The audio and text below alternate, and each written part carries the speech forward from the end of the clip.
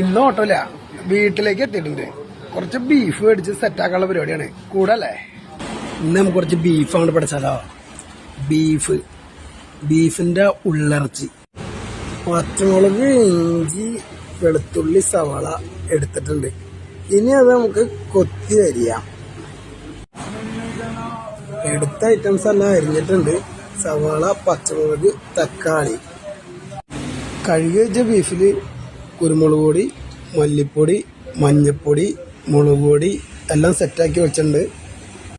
അരിഞ്ഞു വെച്ച സവാള, തക്കാളി, പച്ചമുളക് പൊടി ഇട്ട് വെച്ച ഇറച്ചിയുടെ മുകളിലേക്ക് ഇട്ടിട്ടുണ്ട്.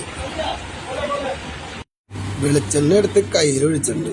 പാകം കിട്ടണമെങ്കിൽ കൈകോടെ തന്നെ വീണം, അല്ലെങ്കിൽ പാകം കിട്ടില്ല. വെളിച്ചെണ്ണ ഒഴിച്ച് എല്ലാം കൂട്ടി തിരുമ്മി സെറ്റാക്കി എടുക്കണം. ആ തിരുമ്മലിൽ കിട്ടുന്ന ചൂടിൽ ഒരു മണം പൊങ്ങി വരും, വെന്ത മണം. അതാണ് ഇറച്ചി സെറ്റാവണ ഒരു ടൈം. അടപ്പത്തിരുന്ന് തിളക്കാണ്. Whistle 1, 2, 3, 4, 5, 6, 7 whistle. അതെ, കുക്കറൊന്ന് തുറന്നു നോക്കിട്ടാ. എന്താ ഒരു മണം, എന്തായി കാണേ. നിറങ്ങളെ 7 ചാലിച്ചുണ്ട് ഇതിനകത്ത്. അടിപൊളി.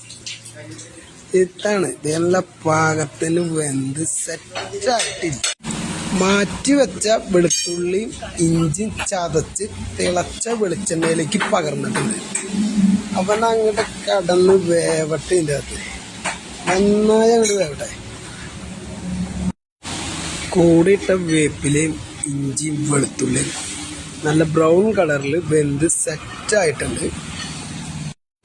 വെന്ത ഇറച്ചി എടുത്തത് വഴറ്റി വെച്ചേക്കണ്ട ഉള്ളിലേക്ക് തട്ടി. ഇനി കടന്ന് തിളക്കട്ടെ.